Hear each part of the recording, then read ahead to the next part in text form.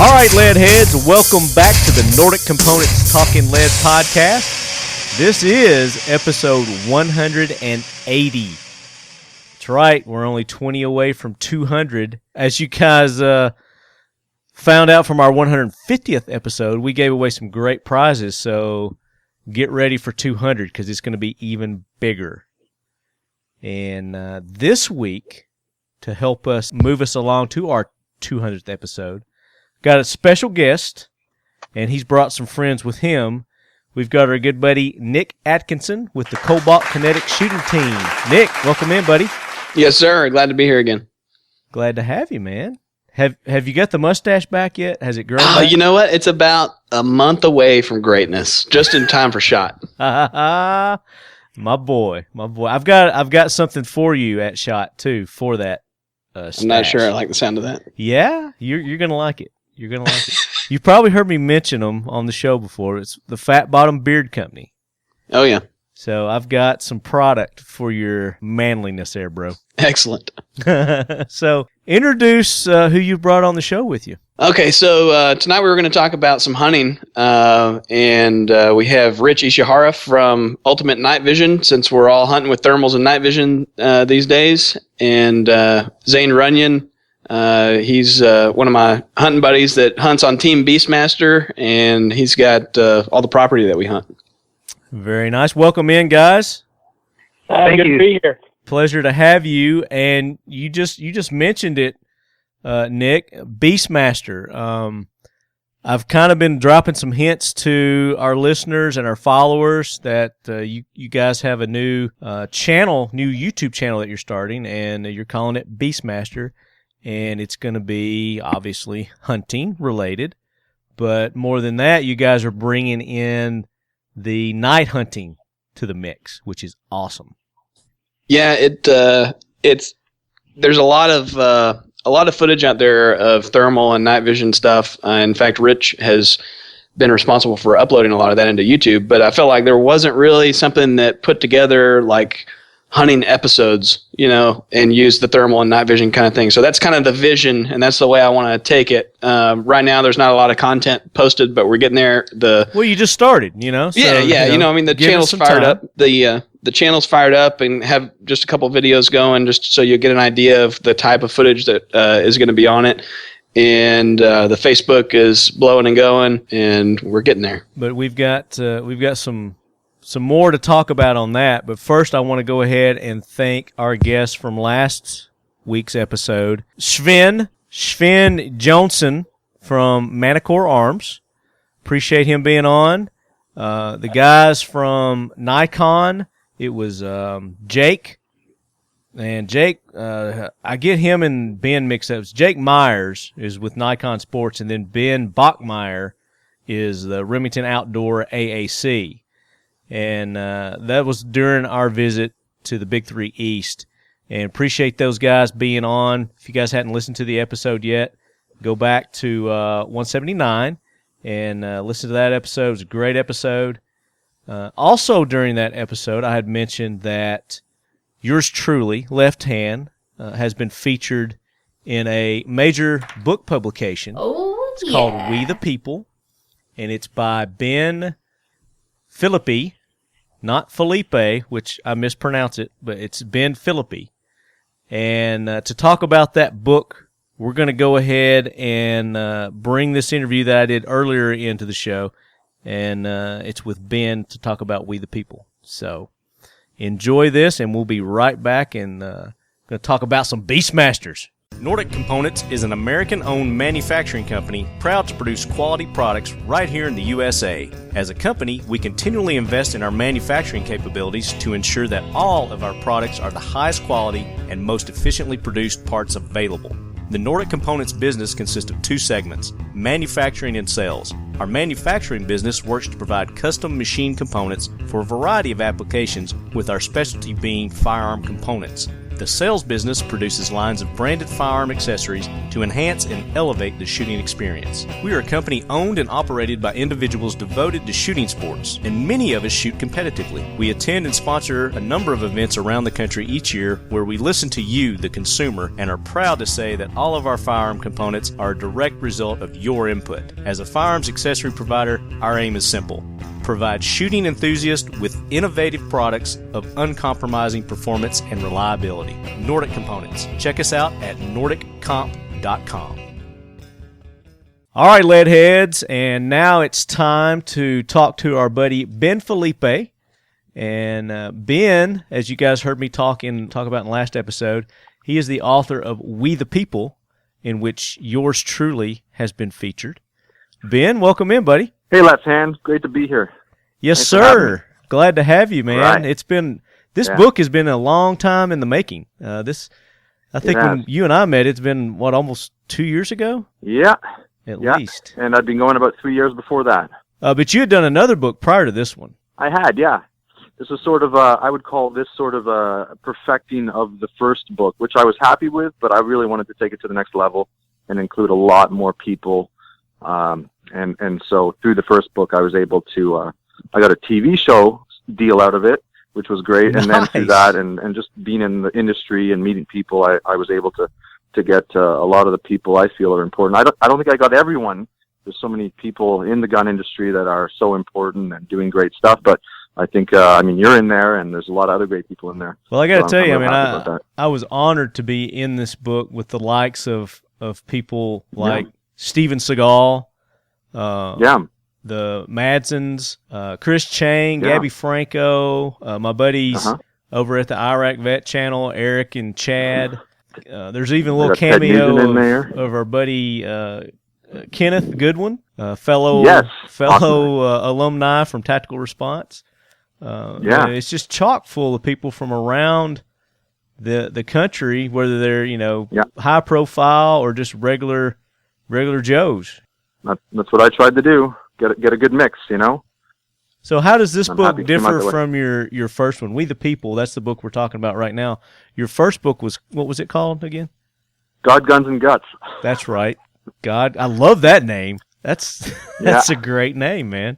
That is a good name. I wish I'd made it up, but it's something that does exist. It's an expression out there, but when I heard it, I was like, man, that is a name for my book for sure. Yeah. And then so that first book is kind of what led you to the second book here. Correct. Yeah. I mean, I grew up with guns and shooting, and got a .22 and a .30 and shotgun, and I always loved shooting. I'm a guy. I grew up in in the woods and sort of the rural area, and I was out, having fun and blowing stuff up, and but I never really fully realized the meaning of the Second Amendment until I started working on this first book, which was probably around 2009, and I started to I actually put ads out on Craigslist in Los Angeles, where I was living at the time, and looking for people to photograph with guns, and all these people wrote to me. But back at that time, is interesting because a lot of people are very hesitant to be photographed and to meet up with a journalist was really what I was crediting especially myself in as. That area of the country, I'm sure. Sure, yeah. It's gotten worse now, though, California. Oh, yeah. But, you got the film industry and all that stuff there, and there's a lot of gun owners in California, and they're proud, and they're not afraid and stuff, but they've been portrayed in a negative light so many times. But I was able to meet up with some of these guys, and they told me about their friends, and it branched out to Las Vegas, and then out to Kansas City, and out to Florida, and eventually I was photographing people all over the place, and people had their trust. They trusted me, and I did a really neat pictorial book, sort of an essay, a photographic essay of gun owners. Yeah. And I had a real mixed bag of people, and I thought it was more of an art book, and I had a very short quote from people. Right. And I put that together and God, Guns, and Guts. But We the People, what I did with God, Guns, and Guts was a very short quote with a photograph. And what I realized with God, Guns, and Guts was that I needed people to express themselves more, and I needed a more set up photo. I got you. Yeah. And so We the people write pages and sometimes a page, but usually I'd ask about 450, 500 words. So that's the difference between the two books. And I spent a lot more time on We the People, and I traveled a lot. I slept a lot in my car, and I got to every corner of the nation, and it took about 5 years to do it. So. Oh, so it did. It took about 5 years. So you were well into it when you and I had met at the Iraq Vet shoot in Georgia. Yeah. And I do some work with guns.com, so it sort of branches over into what I do with them is reporting about gun stuff, politics, but more just what's fun out there in gun culture. Like people who do zombie shoots and people who do stuff for vets and just fun stuff in the gun community is what I sort of do at guns.com. So I have a few avenues of making a living and also just meeting people and hearing about new stuff and neat stuff and meeting good people. Well, we were talking earlier about the book and the photography. You did all the photography for the book, and I think it's you're just saying it's just simple photography, point, click, and shoot. But I mean, you've done some really nice photos in this. I definitely would call it artwork. I mean, this is like your perfect tabletop hardback book right here. I mean, this is something that would look nice just sitting out on display for people to thumb through. I mean, it's full color, high definition. Yeah. It's absolutely gorgeous. Yeah. Well, I'm happy that you feel that way. I mean, I think it is a nice book. I'm happy with it. It came out really well, and I went through a lot of trouble to make sure it got printed properly. It's got an embossed cover, and I just wanted all the colors to pop. And the photography, we talked about the photography. It's good. I think I'm a decent photographer these days. Everyone's a photographer, but I have a few tricks up my sleeve. But I just tried to make everybody look good and get them in the right setting, get the right energy, and it's really about, I think, being in the right place at the right time, getting people to be comfortable and establishing their trust. And right.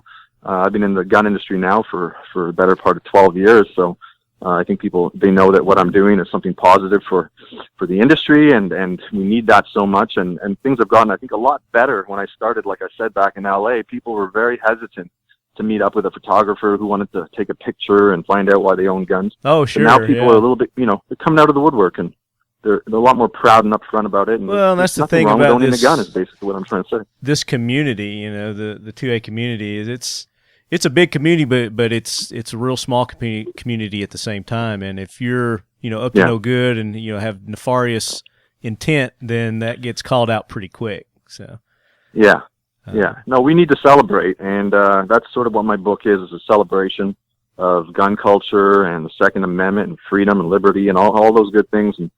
And I think it came out really well, so I'm real happy, and I'm happy that you like it. Yeah, and guys, leadheads, go get your copy at Amazon. It's just Amazon.com, the Amazon store, right, Ben? Amazon.com, and you have to look for We the People. The only problem is We the People, there's a lot of different books, We the People, so if you want to type in my name would probably be the easiest way. Yeah, but We the People, Ben Felipe, or Philippi. Philippi.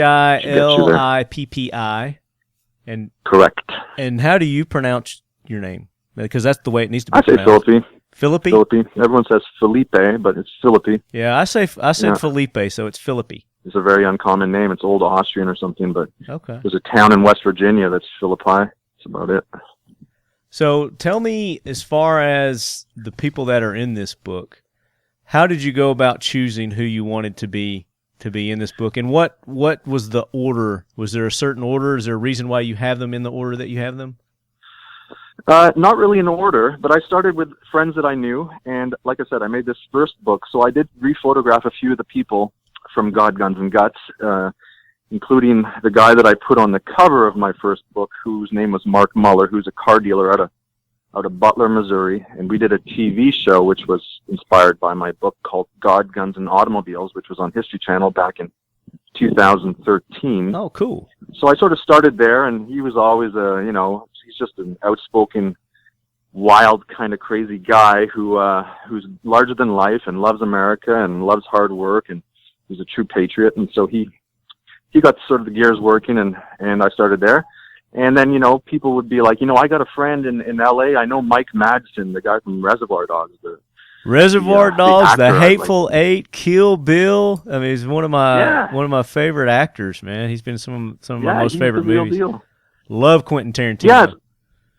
Yeah, no. I mean, it was neat, and this is just one thing, but like, there was a guy that knew him, and I was like, man, I would love to photograph him. He's like, I think it's possible. Like, let's send a copy of God, Guns, and Guts to him and see what he says. And he was like, yeah, come on up. And so we went up to Malibu and photographed him and his wife and his kids up at his place in Malibu, and it was great. It was he's a gun guy. He wasn't afraid to admit it, and he wasn't ashamed in any way. And he loves everything about the Second Amendment. So it was refreshing to have that.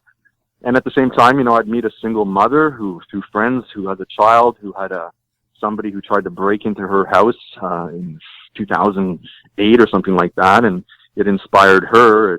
It got her to get her gun, and now she feels a lot more protected. And so I got a photograph of her with her child and her high point pistol, and so at the same time, I'm getting single mothers, and I'm getting movie stars, and I really try to get a good middle, sort of down the middle portrait of America and the gun owners. Yeah, I mean, you got a good you showed our community really well. I think you represented our community really well here in that.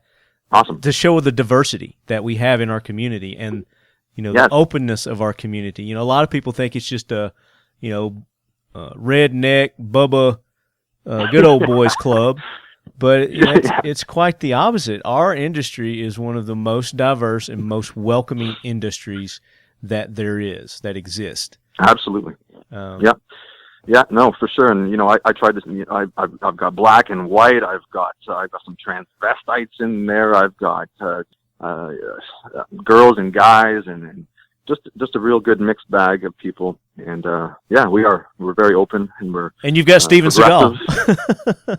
How did that? Tell us a story about Steven Seagal, man.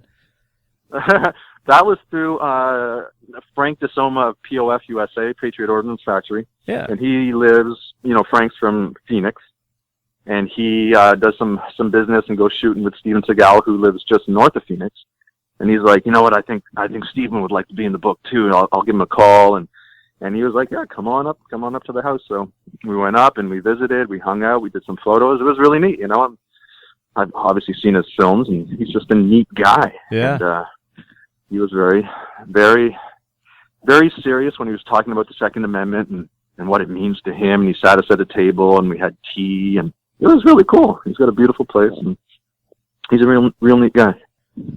He's all into he's into the Tai Chi. He's into Asian stuff, huh? He's he looks at the sun, and he's like, he's reading the sun and the sun waves and stuff, and the way that it hits the earth. And he's into Asian kind of, I don't know if it's Buddhism or what, but I mean, he's neat. He's really neat. He's like Kung Fu master, and you'd probably like snap your neck in a heartbeat still, I think. Yeah, he's a big guy though, too. But, he's a big dude. Yeah, he's pretty imposing. He's like, you don't want to mess with him. Yeah. So another one that you've got in here that's kind of cool and maybe a little obscure to people, but you've got Dominique Capone. Tell us about Dominique. Yes. A friend of mine from Chicago, Todd, who actually was friends who helped me find Mike Madsen. He's like, you know what? I got a buddy of mine in Chicago, and he is the grandson of Al Capone. I was like, no way. He's like, yeah, I think he's a gun guy. He's totally into guns. I was like, oh, let's. I'd love to photograph him. So we went to a motorcycle club in Lockport, just outside Chicago. A really cool motorcycle club. And everyone's there on their Harleys and stuff like that. And I photographed Dominic and his girlfriend at this club. And he looks very similar to Al Capone. And what's really neat is, as we know, Al Capone was a gangster. Right. Dominic Capone is he's like not law enforcement, but he's like a security agent. Okay. He's just like personal protection? Yeah, sort of. Like he'll security guard, and I believe that he's trying to become a police officer. So complete radical opposite of his father, which is very interesting, I think. He looks like a little bit, I mean, from this picture, the profile of him, like he should have been in The Sopranos. Like he could have been Tony Soprano's stand-in or something. Yes. Oh, he's total, Al Capone, 1930s, Tommy gun kind of guy. Yeah, he's got He's the got a big cigar. he's It's got really the neat. big wise guy bracelet on and everything. Yeah. Yeah. So who would you say Yeah, he's was neat. the most interesting character of your book? Oh boy. Well, everyone was interesting. Yeah. Is the politically correct answer. But no, I mean everyone. We're not politically correct on this show, brother. So this is not a PC show. Yeah. No. You know, it was awesome hanging out at Iraq Vets range day that day where I photographed you, and everyone came out, and it was cool, you know, and shooting the guns, and then they had the driving out of the car, shooting machine guns and blowing stuff up with tannerite. That was a really cool day. Yeah. So I really enjoyed myself there. What was the most? You know what? Oh boy, it's a tough one. Just thumbing through it, you know, there's this one guy that just stands out to me. That looks like he would be a character. And I'm trying to find him here real quick. He's the older fella. Is it Dent Wildman Myers? That might be who it is. He's an older fella. He's got like a beret on. Yeah, he's got two long slide 45s. There he is. Yes, 1911. Dent Wildman Myers. Yes. Wildman Myers. Yep. He's got all these rings on. Well, I saw his picture in another book, or it was online someplace. I was like, man, this guy's neat. I got to photograph this guy. And, you know, he has a shop in Kennesaw, Georgia, not far from you. Okay. And it's called Wildman Civil War Surplus Shop. And he is in this town, and I would say that it's a pretty liberal, no, it's not a liberal town, but it's Kennesaw. Yeah, that's the ones who made the news the last couple of years. I don't know, but they made it a law that everybody has to carry or something like that. I can't remember what exactly. Correct. Yeah. It was an ordinance that everyone should be armed. That's it. In their household. That's right. Yeah. Yeah, but he has this shop in this town, and it's amazing. It's a beautiful shop. It's got incredible memorabilia from Civil War for sure. That's the main focus there, but also the I would say Revolution. They'd have stuff there from there, and the wars, the First and Second World Wars. But it's this shop that is just packed from floor to ceiling with books and trinkets and flags, and he has been running it for I think the last 40 or so years, and it's the last standing old sort of fashioned building in this town, and he is sort of like the guard of this place, and you get the sense that the town is, you know, when he does move on or pass away or whatever, that the building will be like, you know, renovated or knocked down, and they'll build condos or something, you know. But it's this really neat building. I strongly everyone should go check this place out because it's full of really neat stuff, and he is a fascinating guy to talk to. He looks like it. He really stands out as you're thumbing through this book. Another one that stands out to me, and Patricia, is it Coney, Konie? Yes. Yeah, I was actually going to talk about her. I was about to go that before you mentioned Dent Wildman Myers. With you, Patricia Coney. She was one of the women. It's quite a well-known story in Louisiana, in New Orleans after Katrina. They obviously told everyone that they had to get out of town because they couldn't, I guess, protect them, and they had to do their things in New Orleans. And she adamantly stayed with her dogs. And there's a famous video clip of some California state troopers going up to her house and telling her that she had to leave. And she was like, no, I'm not leaving. And they finally, they entered the house. She let them in, and they asked her if she had a gun. And she's like, yeah, I have a gun to protect myself. And they're like, can we see the gun? And stupidly, she went and she got this little tiny old-fashioned revolver that, according to her, it wasn't loaded, and it didn't even work. Yeah. And these 350-pound California state troopers tackled this, I would say, 90-pound woman in her 50s, late 50s, and broke her. Eventually, they found out they broke her shoulder, and they hauled her out of there because she went and got this gun and was like presenting it to them in her hand because they asked for it. At them or anything. Yeah. And oh my God. They took her away. They sent her to, I think, South Carolina. But this news story was I think it went around the world of what these cops could do of a citizen who wanted to stay in their home to protect it and with her stuff, and there was no reason for her to leave, really. She was able to stay. She had food. She had water. But they were like, you need to leave. And when they found out she had a gun, she was, her rights were violated big time. Oh, so I met up with her. Yeah. What's that? I was going to say, they just assaulted her. Yes, absolutely. And she never got her gun back, and she never received anything, no money, nothing from them for her injuries or anything like that. And I caught up with her in Mississippi someplace, and she recounted her story to me. I did a little video actually about it for guns.com.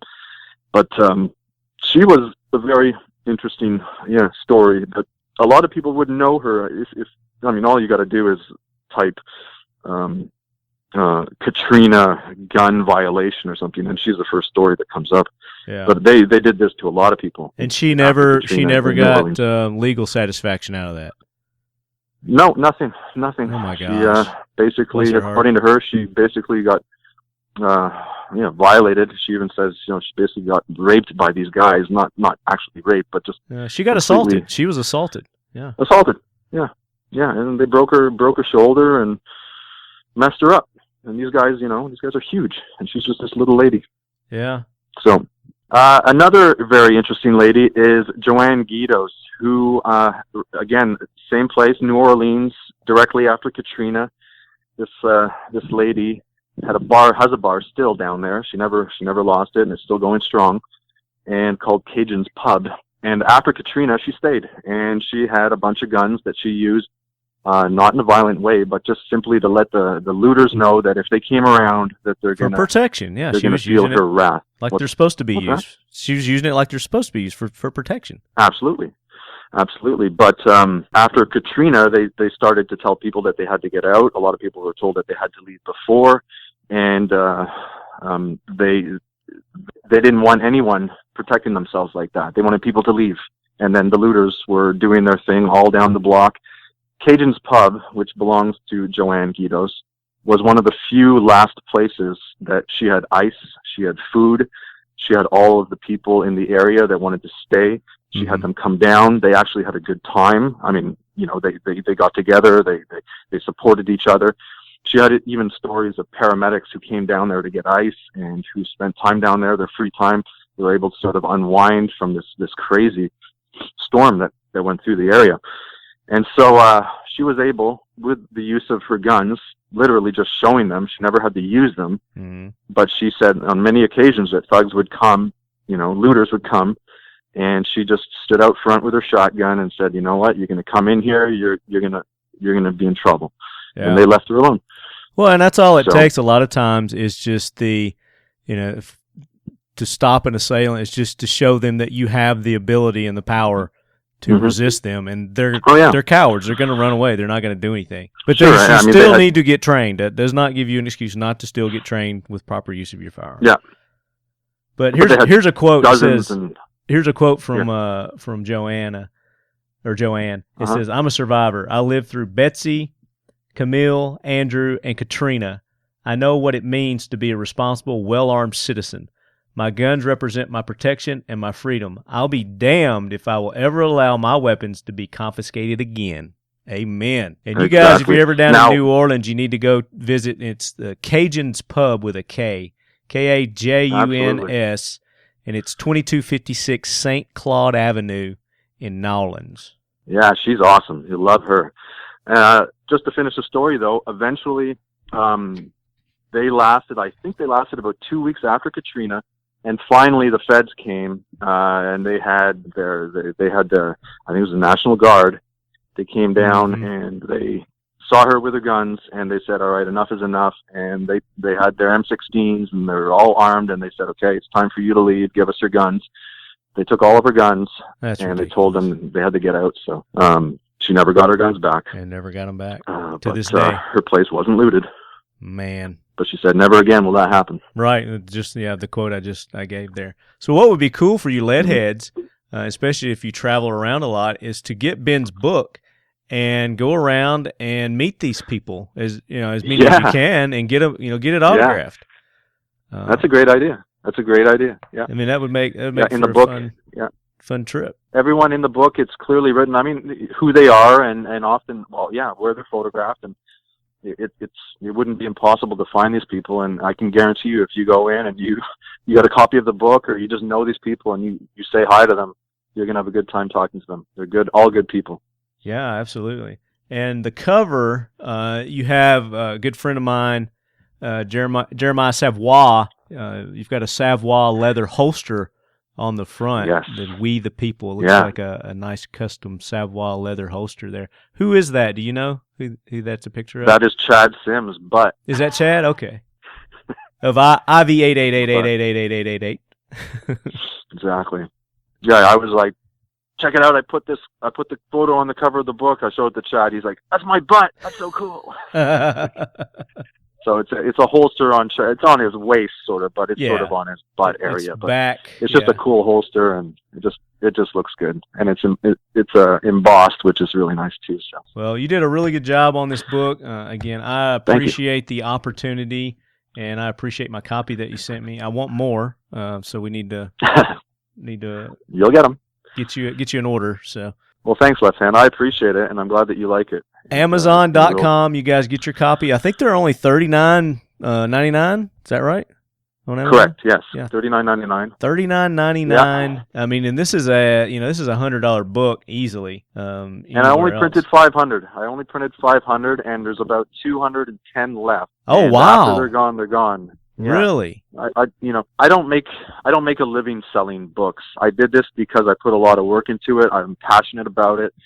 And I was like, I got to print this. And so I went out, I got 500 printed. I got them printed really well.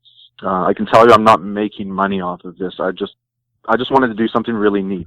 And I work in the industry, and I work in video, and I produce stories for guns.com, and I do TV show stuff. And yeah, we were talking really off air earlier. There's a TV show that was here close to me that you were filming earlier this year.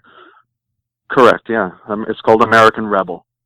Rebel. It's all guns. We go out, we shoot a lot we went to machine gun shoots at Knob Creek. We basically wanted to show people and teach people how to have fun shooting, how to shoot properly, the right guns for certain people, and just sort of like, how to become proficient with a firearm, and also how to have fun mainly is really what we're trying to do.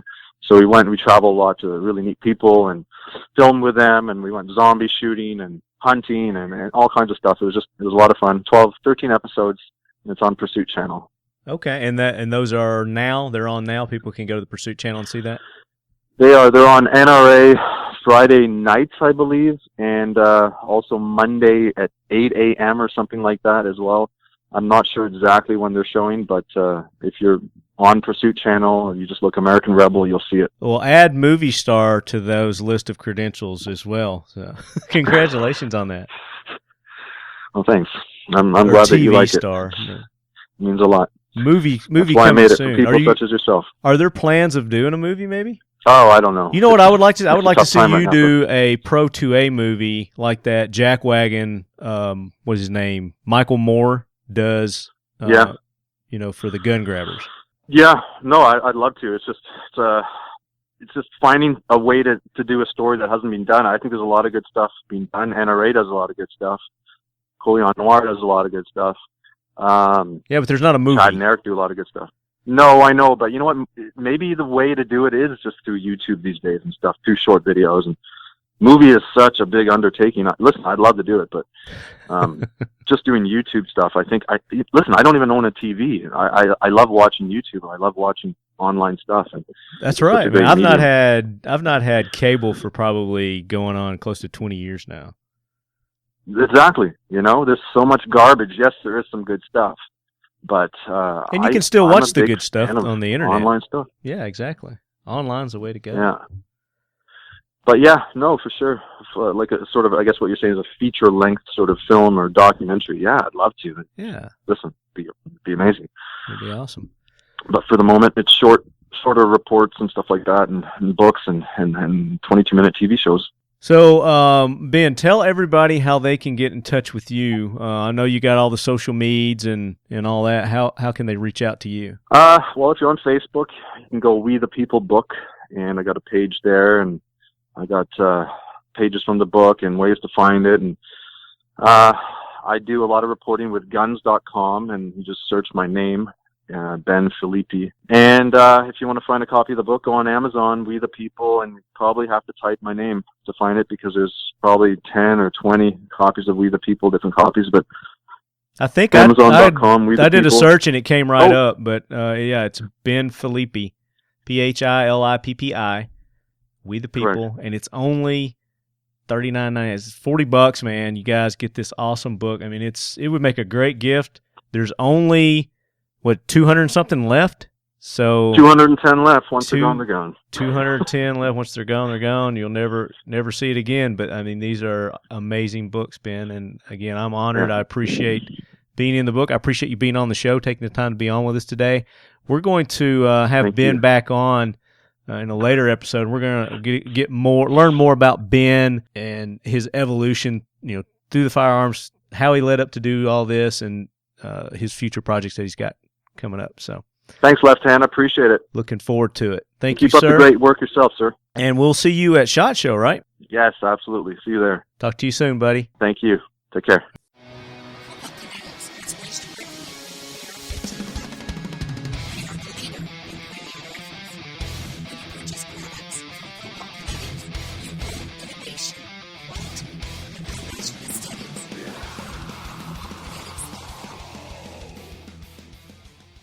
All right, so great interview there with Ben, and make sure you guys go get that book. It's on Amazon.com, and it's We the People.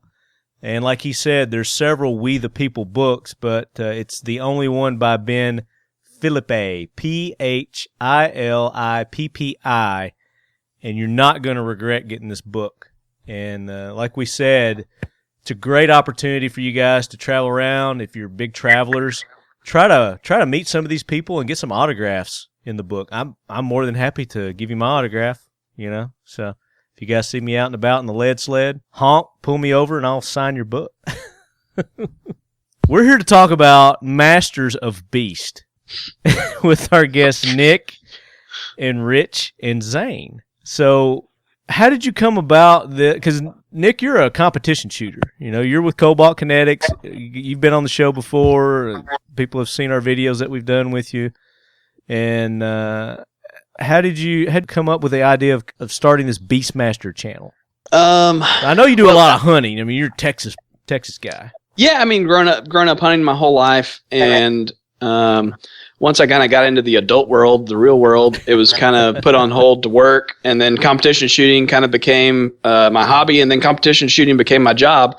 So because you're good at it. There you go. So yeah. Hunting came back as another hobby, because once my hobby became my job, I needed a new hobby, or not necessarily a new hobby, but just a fallback to do something a little bit different. Unwind, yeah.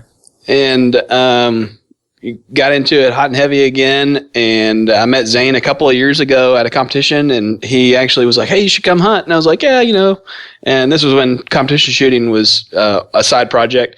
And once I started doing that full time, I remembered talking to Zane, and he had called me not too long before, and I called him and said, "Hey, you want to go hunting or whatever?" And he's like, "Yeah, come on, whenever." And went out to his place, and we slayed the pigs. How many pigs did we kill that night, Zane? Like 26 or something like that. Yeah, wow. So quite a few. And that was back when we did it fun instead of using thermal. And I had a thermal binocular, but then we just used it for finding them. And then we shot them with night vision and lasers and just chased them down like Indians. Chase them down like Indians. Now he wants to set up on top and snipe them. Takes all the fun out of it. No, it's all fun. But I tell you what, when we were chasing him across those fields, we were chasing him in his little Honda UTV, and it was fun until you hit a big washout at about 40 miles an hour, and it slams everybody's knees into the dash and breaks guns in half, and I'm not joking. All your ammo out, your beer. Yeah, I mean, there were times where I thought that things were broken, and I'm not talking about equipment, Right. But so anyway, it was a lot of fun, and got to be pretty good friends with Zane, and we started hunting a lot more, and then started getting into the thermals and night vision more. And then, like I said, I was doing a lot of research on thermals because I wanted to do it right, buy once, cry once, and basically buy some good equipment. And I was doing a lot of research, and I came across YouTube, like where everybody does research, right? Exactly. If it's on YouTube, and, it's got to be fact. I came across Ultimate Night Vision's channel, and Rich has Rich, how many videos have you posted? I don't know. Probably a lot. maybe 40 or 50 this year. Yeah. So, and it's all thermal and night vision stuff. So I started watching all that, and I was like, man, this is awesome. So, really got hot and heavy into the thermal stuff. And like I said earlier, it's, is it Ultimate Night Vision? That's the name of your channel? Yes, sir. Ultimate Night Vision. Don't call me sir. You got 218 videos. I was just going to let you know. Dang. So, I love those videos, and I love the style of those videos, and I just feel like there's a little bit of a void for merging that type of video with like a hunting episode. And it's like I want to combine those two, so I'm just going to make my own channel and do it. I've had a YouTube channel for a long time for competition stuff, and it's kind of fallen off since Facebook videos have become so popular, and now it feels like YouTube is coming back, stronger than ever. So yeah, fire it back up. So I created this channel. It's actually listed as my name, Nick Atkinson, but the nickname of the channel is Beastmaster. So if you just search Beastmaster Nick Atkinson, then the channel comes right up. And we're on Facebook. If you just go to Facebook, whatever it is, facebook.com/Beastmaster Hunting. And if you just do Beastmaster, then you're going to get the awesome 1982 movie, The Beastmaster, starring Mark Singer, Tanya Roberts, and what's the guy's name? The black guy that was Dynamite. He was his dad. It's been like what's that 25 years since I've watched that movie, and I was 8 years old at the time. So when you called me a while back and you were telling me about the channel that you're starting, and I went and Googled it, this movie came up and I watched it. I've watched it 2 times since then. Nice. I love that movie. I was like, man, The Beastmaster. But you need to put in Nick Atkinson after you do the search. Yeah, I think if you put Nick Atkinson Beastmaster or Beastmaster Nick Atkinson, then it'll come up. And of course, once we get more videos, it'll populate. If you just search random it'll things, start becoming more prevalent. But Facebook, you go to Facebook, and he's got links there as well. And you've got videos on your Facebook page as well, doing some of the thermal hunts.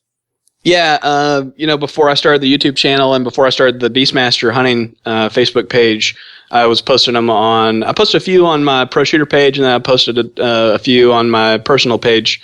And really, that was just to show people how cool it was, and that's kind of part of what spurred the idea. Was the response was like, "This is so awesome! You got to do more of this," So that's kind of where it came out. And then the name Beastmaster was just, we were like, "Hey, we need to build a hunting vehicle and call it the Beastmaster," and it just kind of fit. I'm loving the logo, and once you guys start coming out with your swag, your hats and your shirts and your patches, go ahead and put me down.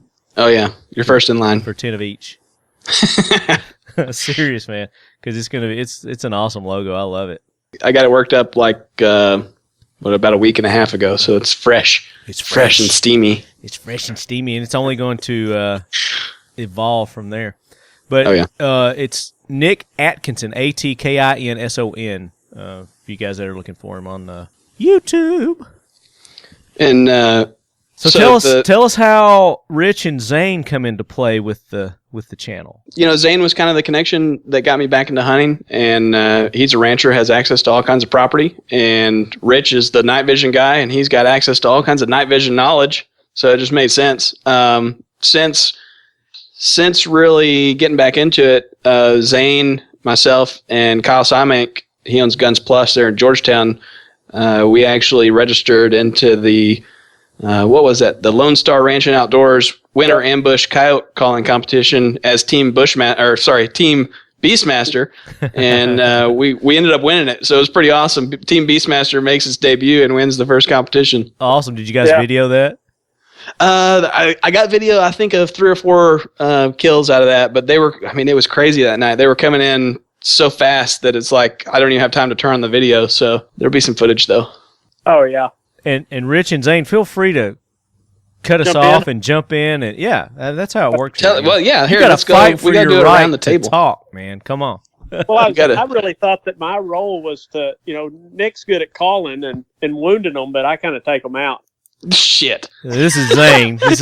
Wait, hang on.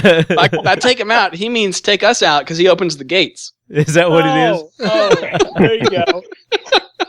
Hang on. Zane, of the 11 coyotes that we killed in the winter ambush, how many of them did you hit? I think 2. 2. But you did hit 2. Well, it's questionable, though. Questionable. It's still questionable. It is. All right, awesome. Just so we clear that up. So what kind of game are we looking at on the Beastmaster? Primarily I want to focus on things that we can hunt at night. So it's going to be varmints, predators, and wild pigs. But, I wouldn't be opposed to expanding that to other animals, the traditional deer, dove, turkey, whatever. Mm-hmm. But I think most of you get a lot more reaction from the night hunting and the predator hunting. I think it's more exciting. No, without a doubt, yeah. What was surprising in that coyote competition is he was using his thermal during the day, and I had an 18-power scope, and he was picking up some stuff quicker than I could. Really? Because of shadows and cover and stuff like that, and them coyotes would just show up through a thermal where they wouldn't show up in a regular day scope. And I would think in the wintertime even better during the day. Yeah. Yeah, anytime you have a nice sunny day that's good and crisp, then everything pops. But yeah, we had a coyote come out at 1 in the afternoon. We could start hunting at noon in that competition. We had a coyote come out at 1 in the afternoon, and Zane never saw him, and I was sitting there going, he's right there. How do you not see him? How do you not see that? Right. And what kind of optics are you using? I'm not tied to any particular brand, but I ended up buying an IR Defense Mark III 60 millimeter, and that's mounted on my rifle. And I'm shooting a Cobalt Kinetics 223, and then what ammo? I'm shooting the 69 grain right now, the 69 grain Gorilla ammo. Okay. It's a match grade round, so it's great for taking those long shots. But right. The optic on my helmet, then I've got a helmet mounted optic that I use for looking around, just because it's super tiring. Zane can attest if you've got or I'm sure Rich can too, but if you've got if you've only got a optic mounted on your rifle, it gets super tiring to look around with that thing. So I've got a IR Defense Patrol 250 mounted on my helmet, and then I'll let Zane go over what he's got, and Rich has everything. Rich has got it all. Yeah. Well, I have a L3 mini thermal monocular mounted on my helmet for the left eye, and then I have a PVS 14 on the right eye. Then I have a IR Defense Mark III 60 on a Noveski 300 Blackout. Nice. Is that one you built yourself? Nope. Got it. Stock, lock, and barrel from Noveski, huh? Yep. Threw in a Timney trigger, and it's good to go. You're ready to go. Good. Yep. I got Zane hooked on those Timney triggers, man. They're good. Yeah. Oh yeah. He was shooting a stock GI trigger, and he was like, "Man, hey, you got a trigger?" And I was like, "Oh, I got a Timney that I'm shooting. I'll bring you one." And he put it in, and the next day he called me and was like, "Dude, yeah, well, not going back. Rich, not going back. Rich, you're quiet over there. Did you fall asleep?" Chips. No, I had some connection issues. I think I got it worked out. I was connecting to the Wi-Fi at my house, but no, I hunt with a IR Defense Reap IR thermal scope. I can use that handheld, and I use it on my rifle too. And then I have a PVS 14 that I use helmet mounted mostly for driving around. Lately, I've been getting a little bit lazy about hunting, so been hooking up my truck so I can hunt a lot from the comfort of my truck and the air conditioning or with the heater. So I've equipped the truck with some infrared lights to help with driving around and navigating at night, and then a thermal pan tilt on top so I can scan around and not have to even leave my truck most of the time.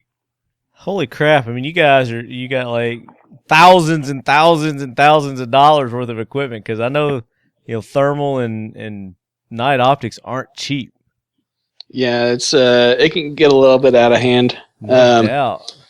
I'm ready for Ultimate Night Vision to come out with their own pan tilt unit that Rich and Tyler designed, so it can go on top of the Beastmaster vehicle. Well, let's talk about that. The Beastmaster Vehicle. Hopefully, we'll have that out soon in January, mid-January, hopefully. Yeah, January, in time for my trip. So we're scheduling a trip. Talking Lead's scheduling a trip to come down to Texas, your guys' neck of the woods. We're not going to say where it's at right now.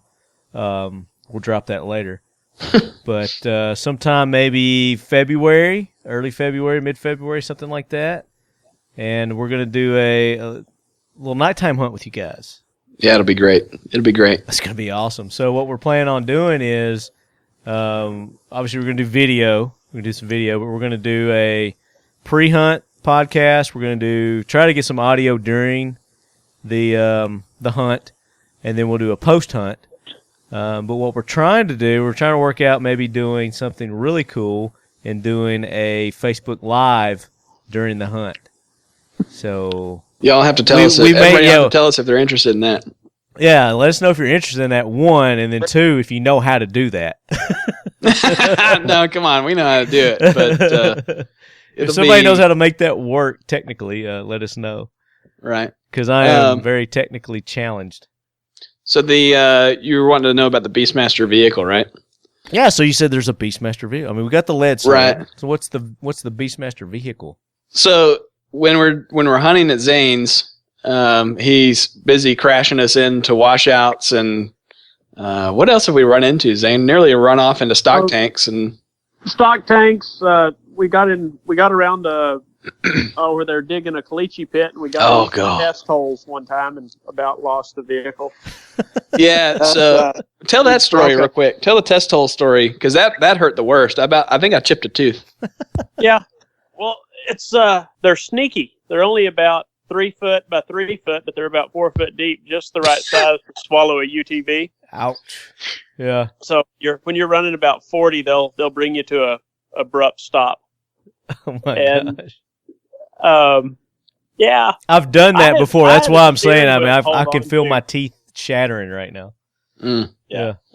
But, yeah, I had a buttstock hit me right in the mouth whenever we crashed into that one, and I was like, man, we got to find something else. And Zane's like, well, there's this old boy down the road that's got this old Toyota truck that he rolled over. Maybe we'll get that and cut the roof off of it. And I was like, man, that'd be good, because, at least we could crash a full-size vehicle. And got to looking into it, and the guy wanted way too much money for what it was, and it didn't even run and everything. So I started looking around a little bit, and we're like, maybe we could just buy an old wreck truck at auction, cut the roof off of it, and build it from there. Well, and then we ended up just buying a 2010 Silverado that's like some old man owned it, and it's got leather interior. It's way too really nice for what we're doing. Yeah. But it's a black truck, and then we took Plasti Dip. If you're not familiar with that, it's like spray on plastic comes out of a rattle can.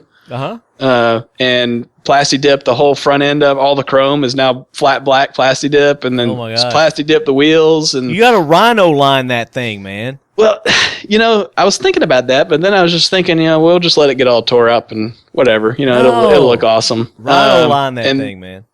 Then Kyle and I up there at Guns Plus ordered about 1,400 pounds of steel and built a semi-permanent hunting rack that sits in the bed and goes over the cab, and it puts you up at about, if you're standing up in it, your head height is at about 14 feet off the ground, so you got awesome visibility. Then we put boat seats in it, so there's nice comfortable seats up there. Nice. And what else did we do? We put IR lights on the roof, so that way we can drive around without any lights on. Oh, we put blackout switches in it, so you flip 3 switches, the IR lights come on, and it blacks out everything. So sweet. You got no brake lights. It's could also be used for like cutting down an alley and hiding from the cops. If you needed to hit the blackout switches. Not that you're doing anything illegal. No. And just to put it out there, since we brought up the illegal activity, all the hunting we do is above board. It's on private property, and the lights don't get shut off until we're pulling into the pasture. There you go. Good disclaimer. Exactly. Not for Zane not trying. He's like, pull over, I'm shooting this one. I'm like, Zane, we got to get in the field first. Exactly. Simmer down, simmer down. They won't even drop me off and come pick me up later. I don't know what the deal is. Yeah, pick you up at the jail. Yeah. And for those listeners, they're talking about Texas, so these are laws in Texas. So may not apply in your state. Yeah. Yeah, I think Alaska is the only road that you can shoot from the right of way. Like not from the road, but from the right of way. In Texas, you're not allowed to shoot anywhere between the fences, basically. Really? Yeah. Nick kind of goes overboard on that stuff. I lived in New Mexico my whole life, and he was telling me laws that they have there that I've never even heard of. Yeah, Zane's like, hey, let's go to New Mexico. I got like 100,000 acres we can hunt up there. And I was like, yeah, but it's illegal to hunt at night and with thermals. And he's like, no, it's not. Yes, it is, dude. Just because you were doing it doesn't mean it wasn't illegal, right? Yeah. Well, I'd never even heard of it. May or may not have done it. You would think that would be legal there. Right. That's crazy. Yeah. So Rich has been pretty quiet. Rich? I'm here. What's going on? He's taking notes. I'm here. Your car didn't start rolling down the driveway, did it? No, I'm almost out of gas, but still here. Rich had to evacuate his house to do the podcast because his kids were so loud. So he's out in the driveway doing the podcast. Hiding. I'm dedicated. There you go. So tell us about your company, Rich. Okay. Well, Ultimate Night Vision is a company. We offer pretty much a comprehensive selection of night vision and thermal products, anywhere from monoculars to weapon scopes, Gen 1, digital night vision, thermal, all the manufacturers that make products, we offer them. I think what's a little bit unique about our company is that we're not just salesmen. We use this stuff on a daily basis. Both Tyler and I, who work there, started out doing other things, and we chose to get into night vision because we love hunting and hunting at night. So we know the products. Chances are, if you ask us about it and we give you an opinion, it's because we've used those products ourselves and first-hand experience. Yeah. And another thing that's a little bit unique about our company is we have a nationwide rental program. So really, night vision, yes. Night vision is not cheap, especially if you want the good stuff. No doubt. That works well. You could be spending a couple $1,000s and making a big investment. So we have a rental program where you can actually try those scopes out and that equipment out before you actually lay down that significant, substantial investment. So that's awesome, man. And you do that nationally, you said. Nationally, yes. So you don't have to be in Texas to do that. Nope, we ship them out all 50 states. I mean, you have to make sure that you're in compliance with your state hunting laws and laws regarding night vision. But yeah, we ship them out. And if you're using them for hunting, you might want to use those night vision goggles for something else. That's true. We get a lot of interesting calls for people hunting. We get TV shows who call us who want to use them as props or to get night vision footage. We get calls from film festivals who want to catch people pirating movies. So you never know what people we're getting. Nice. For people, some people lost their cat. So that's cool. We have a lot of Bigfoot hunters too. So yeah, you never know who you're going to talk to. Speaking of, yeah, that's kind of an interest that I have. I think I've mentioned it on a couple of shows. I've got a friend of mine who is into the Bigfoot hunting. And he's shown me some pretty compelling evidence, guys. Is this evidence that he gathered, or is it evidence like he found like on the interwebs? No, this is evidence that he gathered. He's actually personally gone out to places, and they've given him like audio and video, and he's taken pictures and stuff like that. And a couple of occasions, he's like, "Hey, we need to go do this Bigfoot hunt. I've got, this place over here." And the thermal and the night vision is what we were lacking to really put it together and do it. So I see a Bigfoot hunt in our future, guys.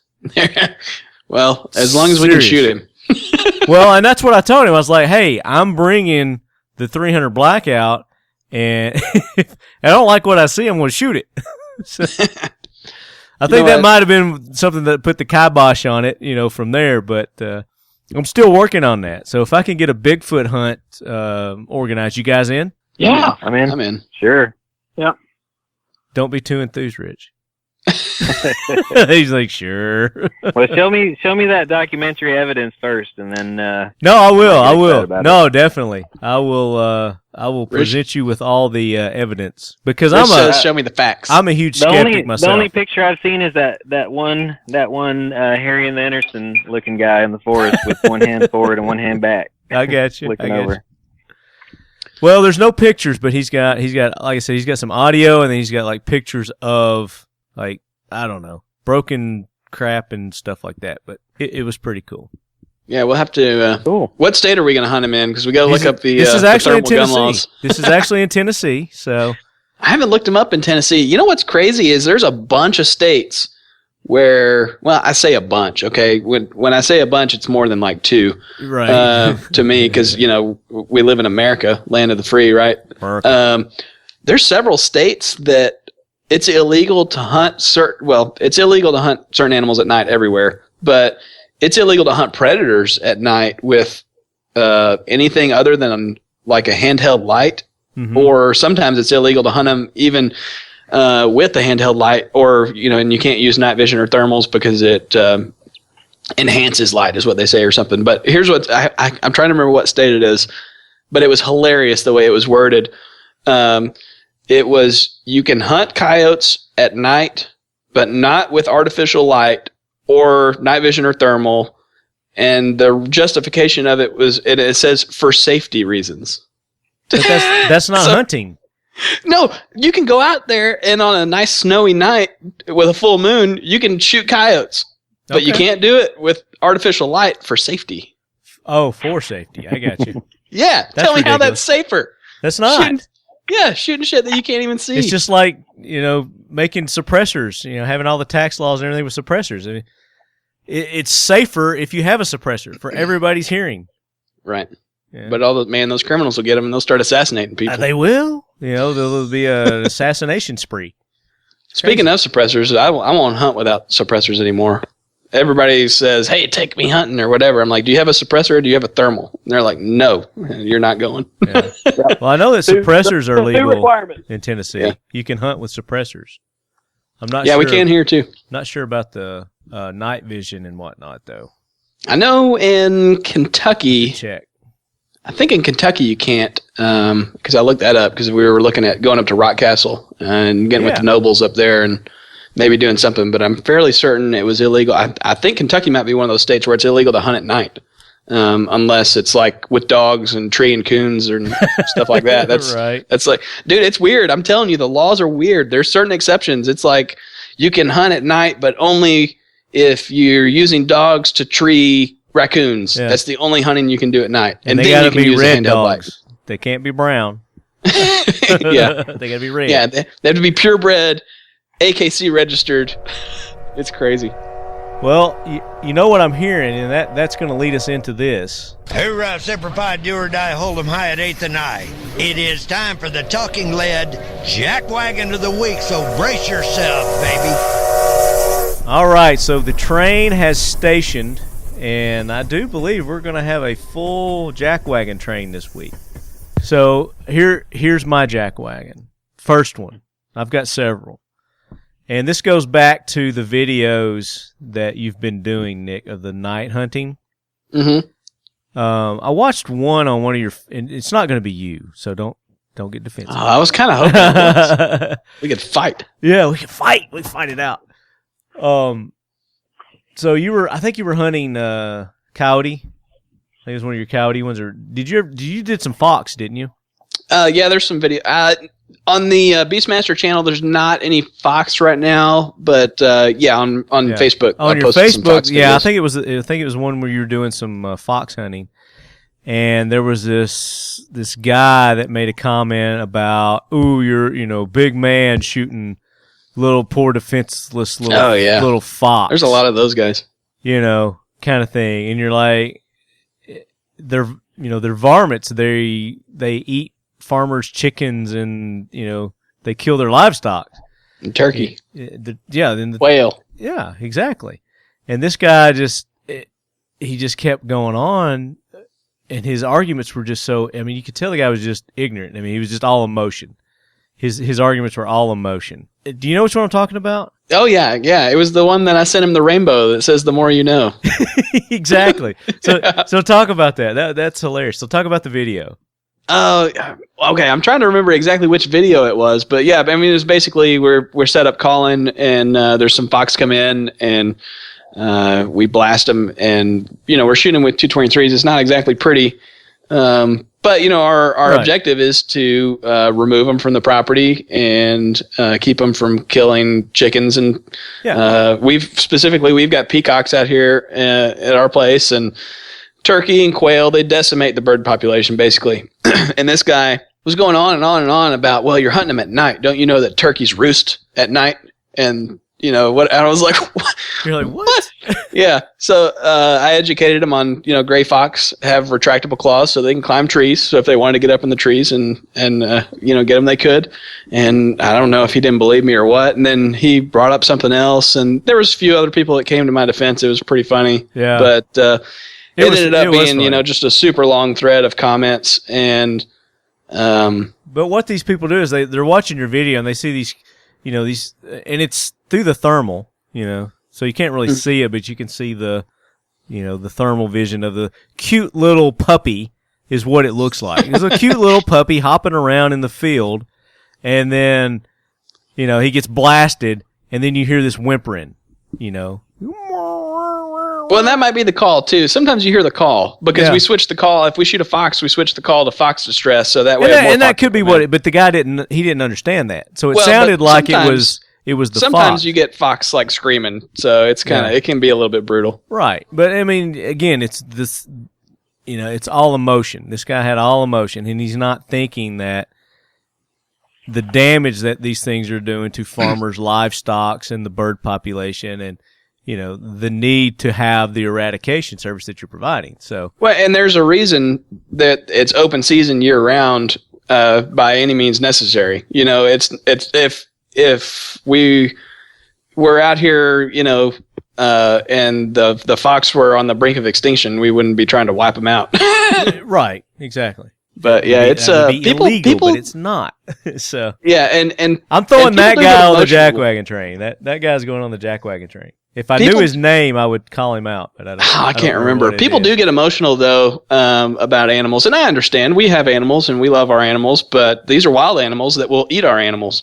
And and a lot of the comments, like on the pig videos, especially, I'm sure Rich gets this on a lot of his wild pig videos. Oh yeah, that's how I know. That's how I know my video is doing well. Yeah, the more all the belligerent haters people get, the more you made it to the mainstream. So right, it used to just really make me mad. You put a video, you work hard on it.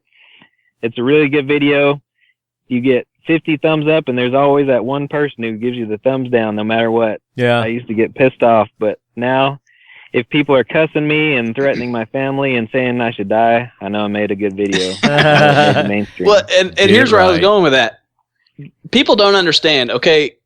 One of the biggest comments that I see that's repetitive is people say, oh, well, that was unethical. You shot that animal and it ran off and you didn't track it down and make sure it was dead.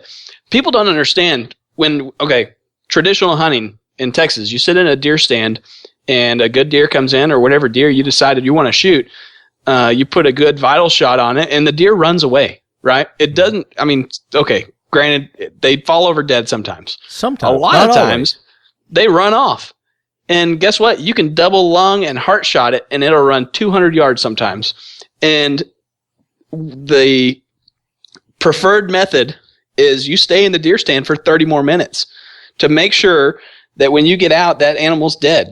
Because you don't want to go walk after it, and while it is basically bleeding out, it's trying to run away from you, right? Because then you're adding to its pain and suffering, right? Mm-hmm. An animal that's shot is just going to die. I mean, that's it. It's a matter of, we try to put good shots on them. If they run, we don't just, let them run off. We try to put more shots on them so they go down immediately because we want to harvest it. Zane, how much pork have we harvested out there? How many thousands of pounds? Oh, I don't. A lot. A lot. So it's bacon's good. Yeah, I mean, we want to remove the pigs from the property. And we don't intentionally shoot them in the legs, just to watch them flop around. But if they're running and we take a running shot and it's not a solid hit, then we're going to follow it up, or we're going to go find that animal and put it down. So the repetitive, oh, well, this is unethical and those are terrible shots and whatever. Okay. You get out there in the middle of the night with 40 pigs and, that your goal is to remove them from the property and see what happens. So you're not putting 5 in each one. You're putting a few good hits in each one and moving on to the next and then coming back. And that animal, just like that deer, usually they're dead by the time you get back to them. Right. And that animal, just like that deer, is going to die. It's a pig, especially. I don't know why. They're built like tanks, and a bullet can go right through them and do a massive amount of damage to all the vitals. And that pig can run for a long time. So it's just like the deer that you shot from your hunting stand, being all righteous about a clean kill. Well, this is a clean kill. I just happened to be able to film the animal running. Right. So, yeah, that guy's definitely on the wagon. He is on the Jackwagon train. All right, so I got it warmed up. What do you guys got? Who wants to go? Silence. Rich? Go. I'm going to pick on Rich. He's too quiet. All right. Come on, I guess Rich. I'll go. Well, I might have to out myself while I do it. Okay. I guess I'm going to have to throw the state of California on the Jackwagon. The whole state? The whole stinking state? Yeah. And it hurts because I'm from California, a recovering Californian, so it hurts to throw my people under the bus or throw them on the wagon. But I saw this video on the news not too long ago where there were feral hogs in a suburban neighborhood in San Jose, and they were just going just tearing up people's lawn right by their driveway and just tearing it up. And the people over there in California, they didn't know what to do. I mean, they don't know what to do with these pigs, and it's only going to get worse. And they don't let you hunt at night over there. You got to get tags for pigs. They're in trouble. They're in trouble once those pigs get down into those agricultural fields and they start tearing. So those what up. are they? Is there like some kind of proposal that the state or whatever, the county's going to come in and eradicate these, or they're just saying too bad, so sad, you guys, you can't have guns, so you can't kill them. Go spear hunting. I don't know what their plans are. I think they won't even let them kill them. Probably. The only time I've seen California do something about it or take extreme measures was out on the Channel Islands off of Southern California. They had feral hogs on there, and I guess the feral hogs were causing these golden eagles to fly out to this island, and the golden eagles would actually eat the hogs. But not only did they eat the hogs, but they ate this endangered fox that was out on the island, and that was the only place it existed. Yeah. So only at that point did they decide to take action, and I think they hired some Australians to come in with helicopters and exterminate the pigs. Australians in helicopters. Oh my God! Yeah. Add the state deficit. Good job. Yeah, I thought that was interesting. They picked Australians, I guess. Why didn't they just call somebody in Texas? Pride. We won't go to California. I think it's pride. Oh my gosh! Let's bring in somebody from another country to help with our hog eradication when there's professionals, people that do it every single day right next door to us. There's the federal government employs people to kill pigs and coyotes. So I mean, yeah, California. They got to be all boutique about everything. Let's get somebody from Australia. Let's get the crocodile hunter to come in. Take care of our pig population. Oh, ridiculous. Good jackwagon, man. Good one. Like that. All right, who's next? Zane or Nick? I got to break it up. I know where Zane's going, so I'm going to break it up and go off the hunting. Right. I'm going to throw, what is today's date? Today is the 8th, December 8th. I'm going to throw the holidays on the Jackwagon. The holidays? The holidays, man. The only thing I like about the holidays is when they're over. Why? I don't mind seeing family and everything like that. I enjoy that aspect of it. Yeah. But I like the normalcy of a schedule. And something about just everybody trying to plan everything for me bothers the crap out of me. So is it the holiday or is it the people? How people get during the holidays? It's the holidays interfering with everyday life. I think that's it. Okay. But it's the people that interfere with your everyday life. It's the people trying to make the holiday. Don't hate the holiday. Come on, it ain't the holiday's fault. Dude, paint me green. Call me the Grinch. You're the Grinch. I got you. So is there a particular holiday? Is it just this time of year holidays? So what about Halloween? Halloween's awesome. Okay. October's my favorite month. We talked about that earlier off the air. October's my favorite month. The weather's cooling off, the hunting's getting good, and it is literally the best month for weather in Texas. It's like 0 wind, low chance of rain, and cool weather. So it's awesome. Yeah. But and Halloween's just entertainment. It's not. I wouldn't really consider it a holiday. It's really not a holiday. Yeah. But yeah, I'd say like a week before Thanksgiving until the day after Christmas. Yeah. So I don't dislike the holiday. I like the holidays, and I like what the holidays are supposed to represent. No, I'm with you there. What I hate is the people who commercialize and twist and try to conform the holidays to their specific agenda. I guess that's the word I'm looking for. That's what I hate, and I want to throw those people on the Jackwagon train. You're adding to your Jackwagon already. Oh, I've not even touched on all mine yet. So, but I think maybe so, but it's this time of year, I guess you could say. Yeah, it's the people, the way they act, the commercialism. I hate that. Black Friday. I do love the Black Friday and the Cyber Monday sales. Yes. I'm so tired of that. I'm so tired of that. Best time of the year to buy your gear and your guns and whatever you want, your shoes. I'm over it. Dude, I just got a great deal on some Palladium multicam shoes. I don't even know what that means. You know what a Palladium is? Palladium boots? No. Okay, it's a brand of boot. Okay. And they have official multicam, which sponsored the Talking Lead show. Thank you very much. Multicam is awesome. My favorite color. Yes, they are. And I just picked me up a pair.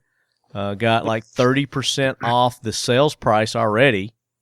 So I ended up bagging them for like $50.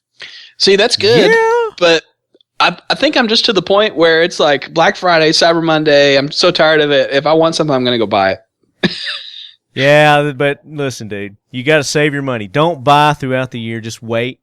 Have a little self-discipline.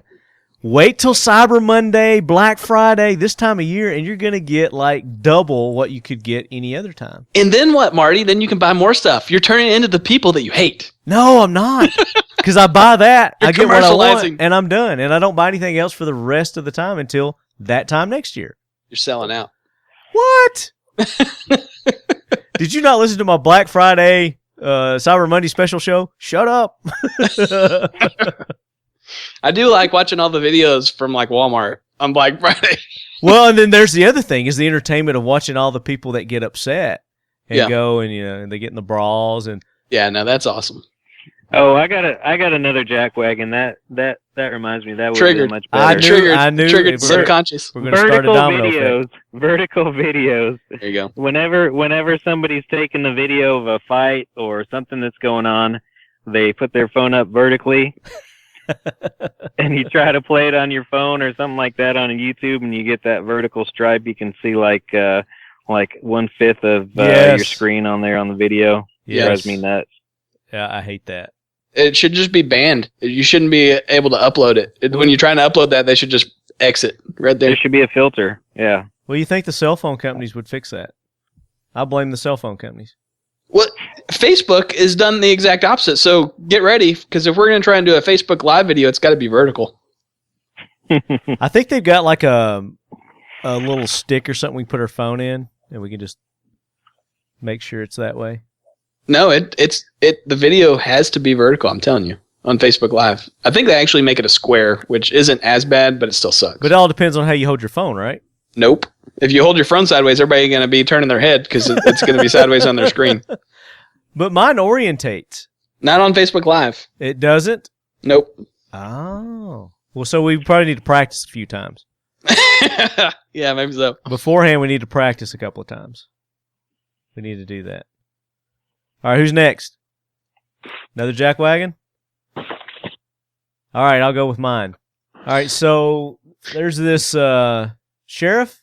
Is that what you call him, a sheriff in Milwaukee? Here we go. All right, so Milwaukee police chief blames right to carry for crime. This is Tuesday, December 6, 2016. If you're old enough to remember LP records or wrote it, and this is by Marshall Lewin, so I'm not. What's it called when you steal somebody else's? Plagiarism. I'm not plagiarizing, so I'm giving dude proper credits here. This is on americasfirstfreedom.org. If you're old enough to remember LP records or rotary phones, you remember the expression "in like Flynn." One origin story for the saying is that a New York City political boss who rose to power during FDR's presidency was named Edward J. Flynn, and whenever Boss Flynn backed a candidate, that politician was automatically in, hence "in like Flynn."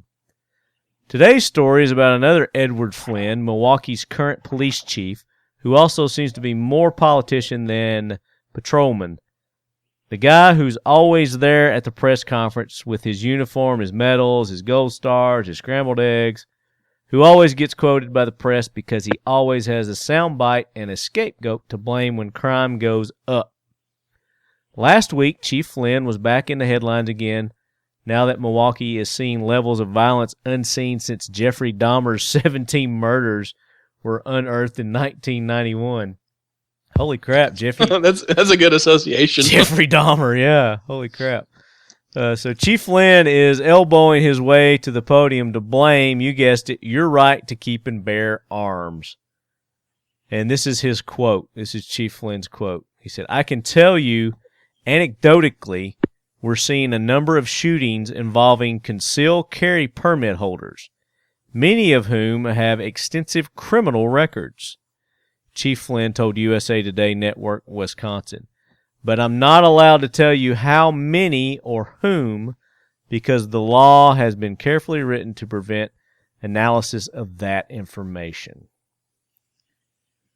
So, here's my question, is that if they're applying for these concealed carries and they're getting the background checks and going through the whole process, how do they have extensive criminal records? I say it sounds like a personal problem. So it says the truth, and Chief Flynn knows it, is that under Wisconsin's concealed carry law, signed as Act 35 by Governor Scott Walker in 2011, applicants for a Wisconsin carry license undergo a detailed background check. And if they can't pass that criminal background check, guess what? They don't get a permit. They don't get a permit if they've been convicted, and in some cases even accused, of a wide variety of offenses, some serious, some not so serious. Maybe he's picking and choosing what he wants based on what a criminal record is, quote unquote. Because if you were convicted of shoplifting when you're 17 years old, then you have a criminal record. Right. And I'm pretty sure, don't quote me, but I'm pretty sure if you're like 30 and you hadn't done anything else, then you could probably get a CHL. Yeah. But if Chief Flynn knows they have extensive criminal records, why isn't he arresting them and putting them in jail to begin with? Exactly. Because of the law. Because he's blaming the law.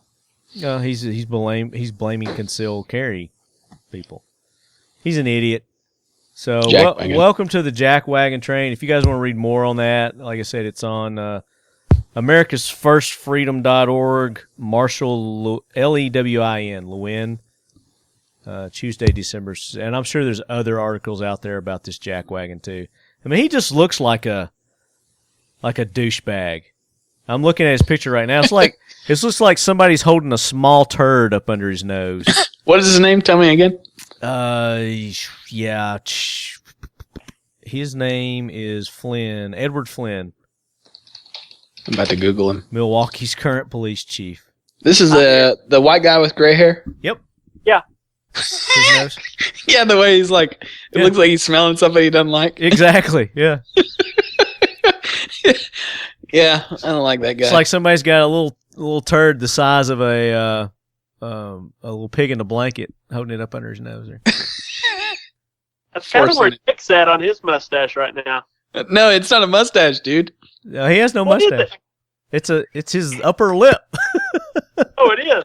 He just looks like he's sniffing something and he doesn't like it. Yeah. He's smelling himself because he is a jackwagon. So welcome to the Jackwagon chain. What's his name? Ed Flynn. Ed Flynn. Who's next? Anybody else got another one? Zane's got one. Well, I guess I'll go. Mine's pretty simple. It's not near as complicated. I'm pissed at all the people that try to call coyotes, and all they're doing is training them to run away from calls. The one you know right away when you go into a place and you turn a call on, and coyotes just start coming that they haven't been called, and then you'll go somewhere else and you'll turn a call on, and they just look at you like, yeah, we've done this shit before. Or they run away. Yeah. I ain't falling for that, dude. So can you give us an example of a coyote call? You want me to make the noise? What do y'all want? Yeah, exactly. Yeah. No, I think I'm going to pass on that deal. Oh, come on, man. We got to know. We got to have something to compare it to. Treat our listeners. Treat our listeners. Come on, Zane. Give him a lip squeak, Zane. Yeah. That's a terror. You calling your dog? Come on. Yeah. Hang on. I got it. See if you can hear that. Tell me if you can hear this. You hear that? Yes. Hey. That's a lip squeak. We all know our roles. Nick's the caller. I'm the killer. You open the gate. That's what you're saying. So you're the one who ruins it for everybody, Zane.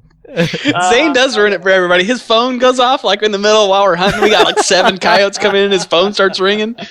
Zane, come on, man. Yeah. I'm like, hey, I'm busy.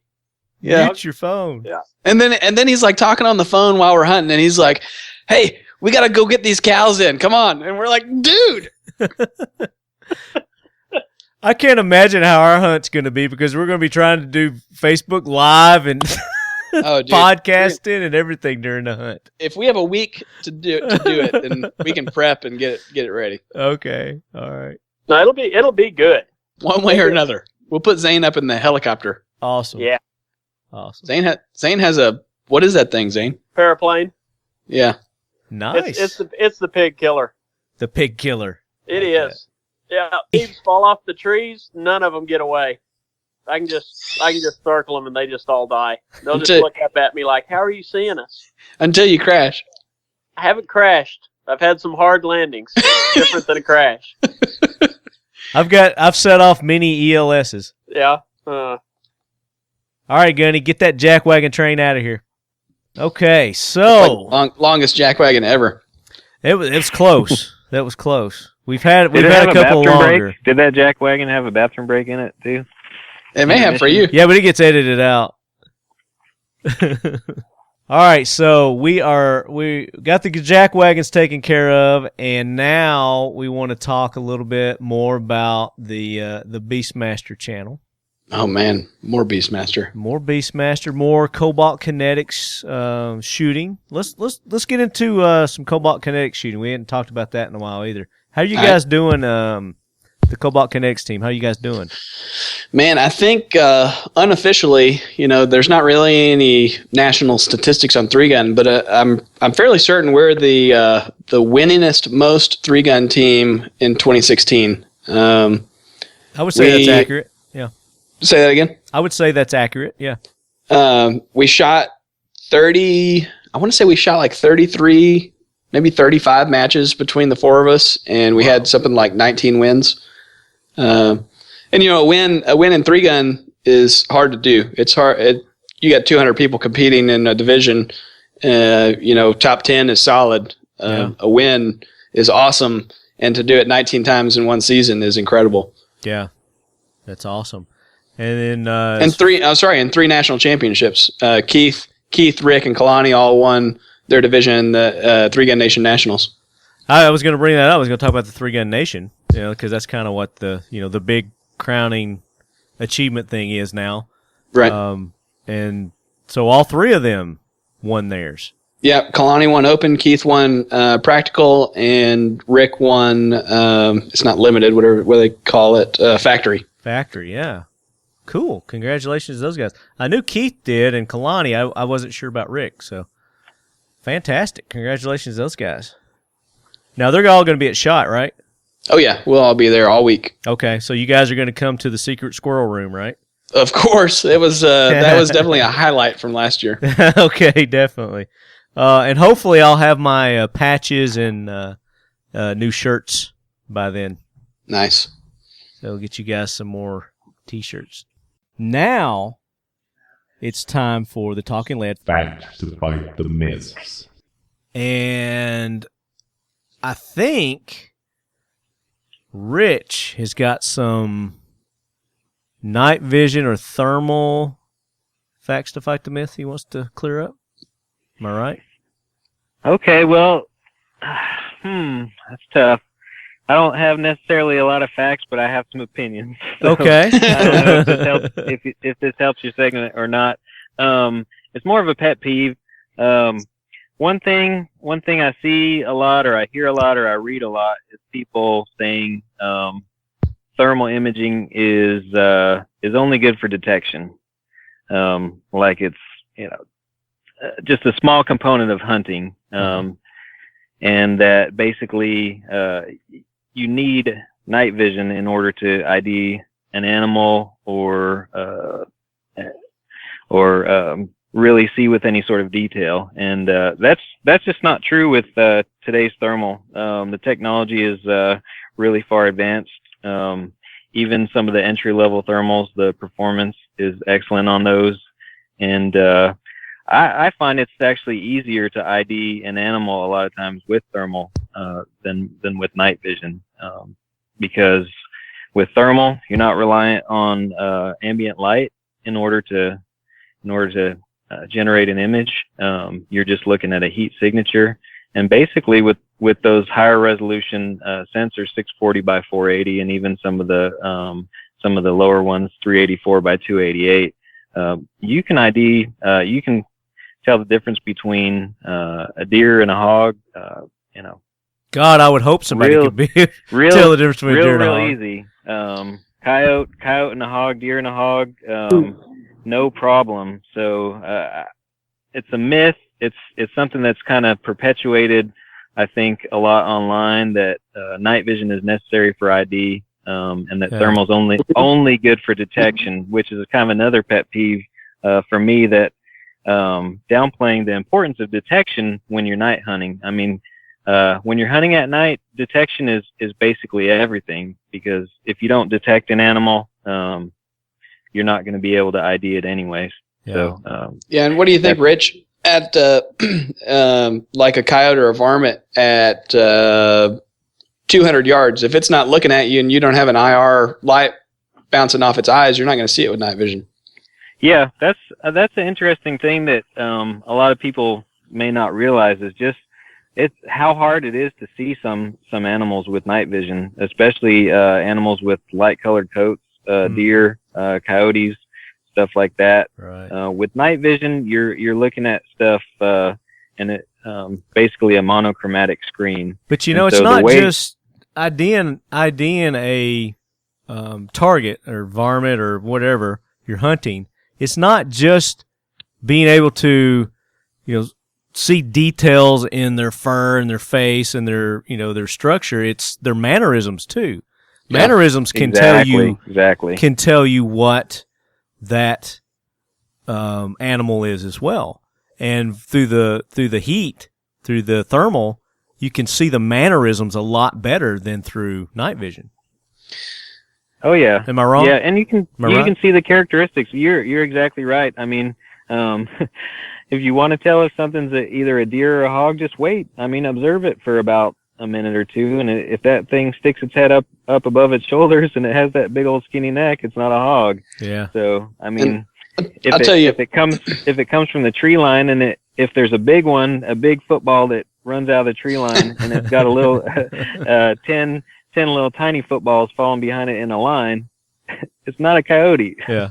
It's not a duck. So, I'll tell you what the hardest thing to ID is a deer at about, I'd say about 200 yards or more, laying down in thick brush, or we call them broomweed, and they've got their head sticking up because they hear you or whatever.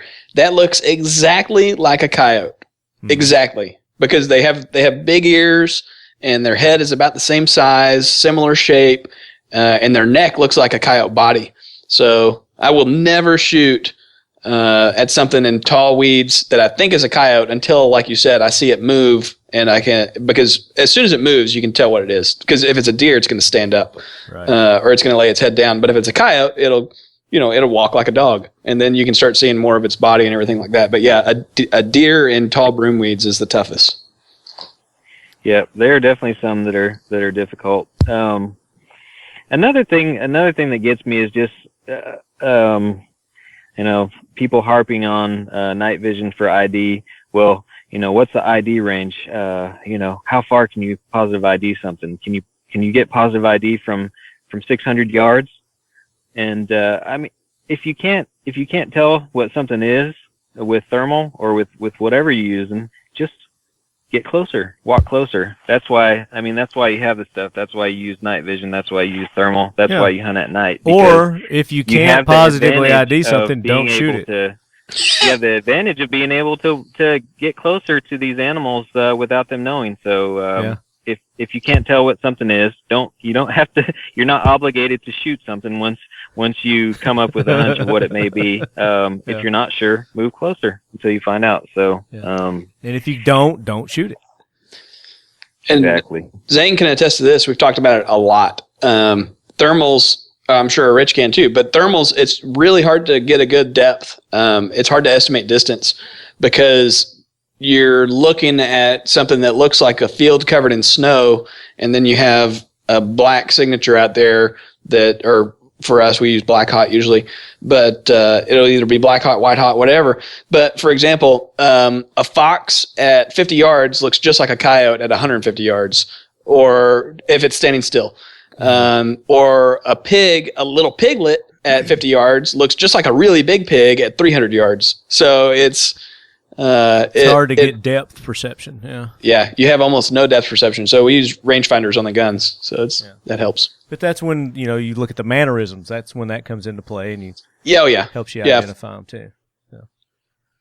Very good. Rich has been quiet this whole show, and then he comes up with that. I mean, slamming that knowledge. Totally redeemed himself. Nice save. Anybody else got any facts to fight the myths? That's a hard one to follow right there. That was good. Zane, you got one? I'm kind of out on that deal. No facts to fight the myth. Give us one on cattle. Give us something about cattle. Something on cattle, yeah. Oh. Zane, how many cattle do you move every year? Oh, I don't even know. What do you mean you don't know? How many cattle you buy and sell a year? 2,000 probably. 2,000 cows a year come through your ranch. So, what's a misconception about cattle that the average person has that is incorrect? They make money.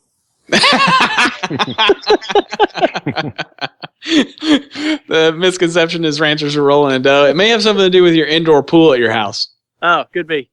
So maybe it's just the people that come to your house and see the $9,000 thermal in the indoor pool.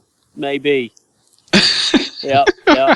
Come on, there's got to be something. Do you get people who contact you like from out of state, and they want to do you a favor by coming down and shooting your pigs for you?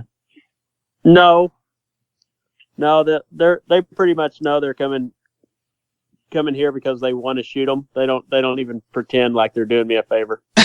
No, he means, do you get anybody that cold calls you and says, "Hey, I heard you had a ranch. No. You need some pig killing."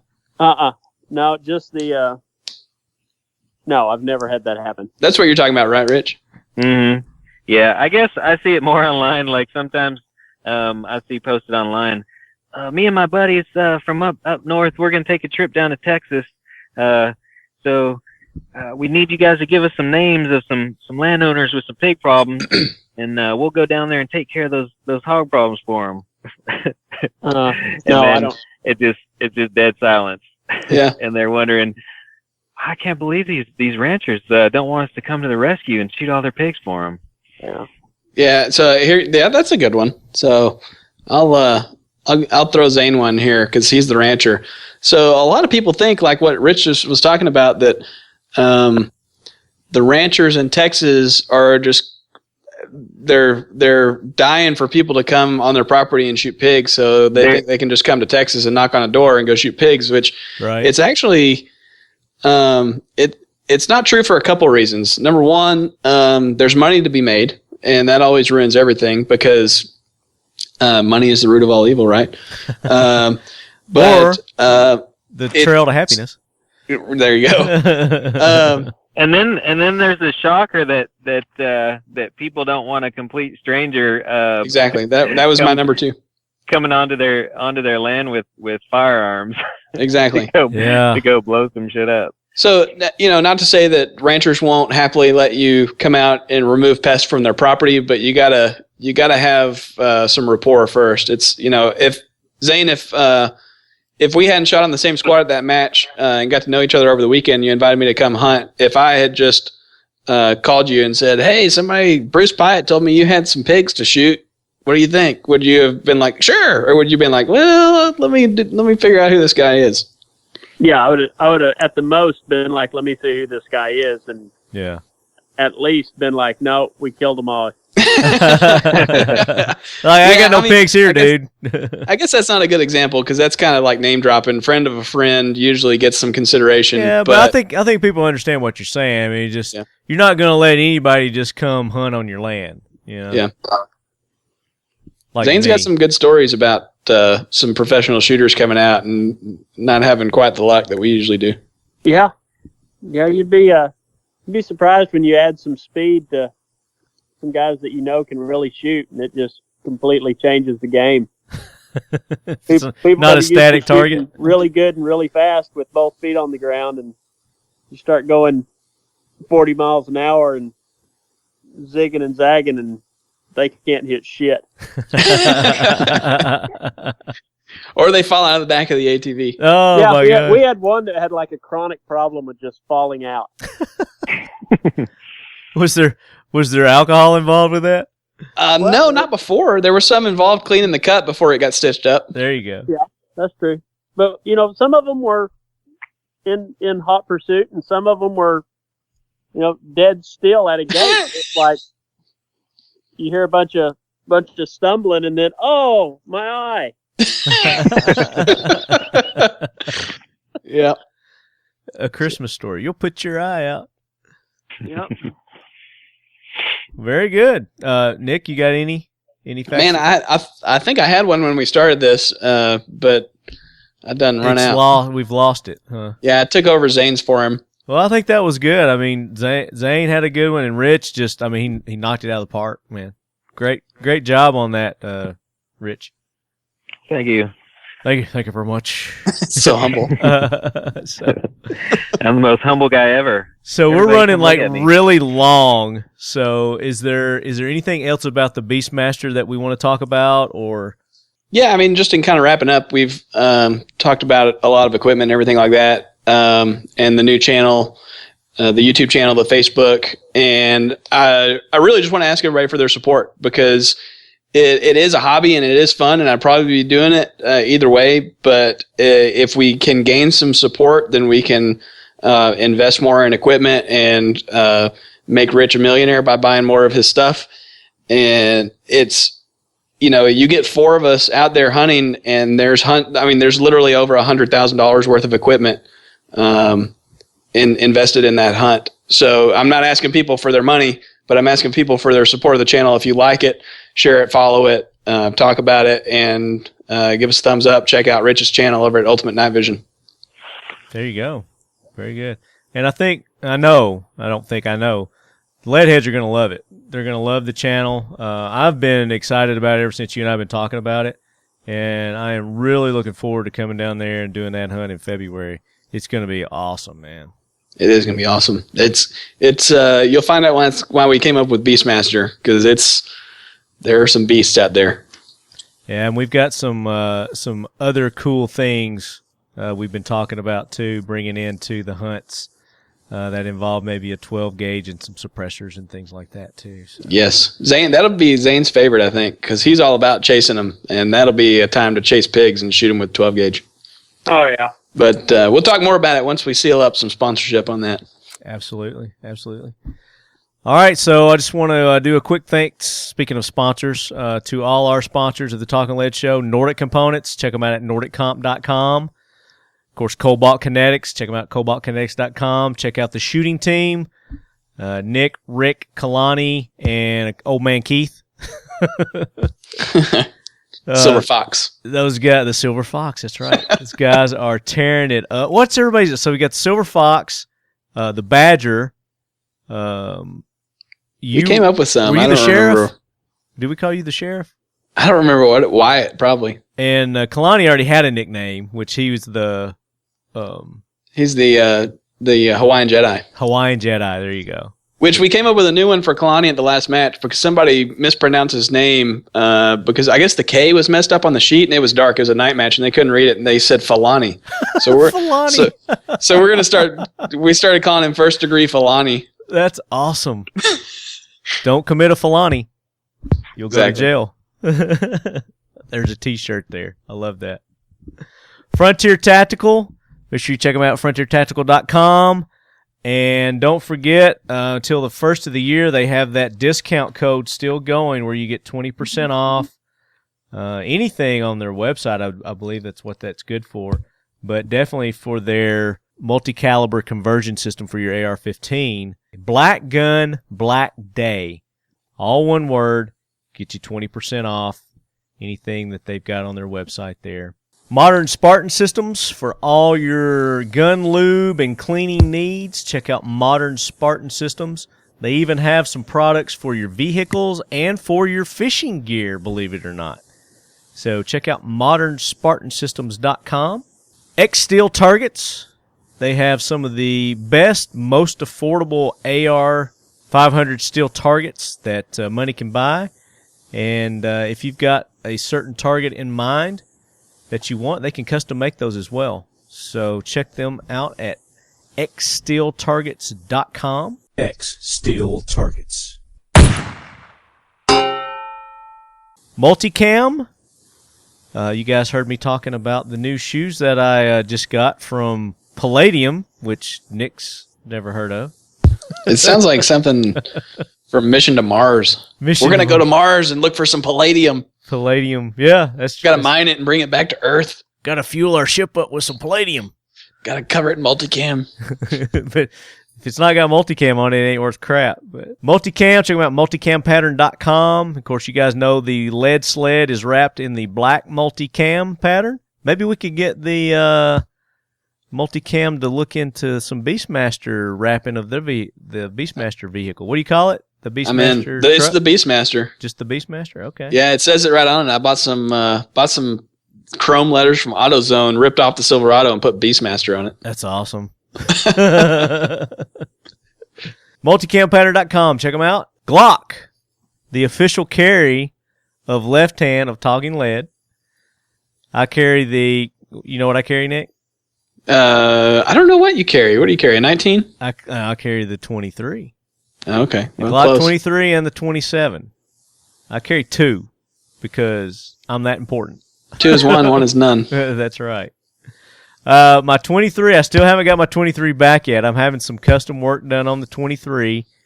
And it's just as soon as it gets back, I'm going to post the pictures. And, I mean, some of you people will probably say it's cheesy, but I think it's going to be badass. It's going to look really cool. Rich, what do you carry? Glock 17 chopped down to a 19. There you go. Nice. Glock. Zane, I know what Zane carries. Zane carries a 300 blackout and a tranquilizer gun. I'm not joking. We're riding around and there's a tranquilizer gun always nearby. Right there. Just what do you trank? Well, dates, cattle. That's the same thing, isn't it? Not always.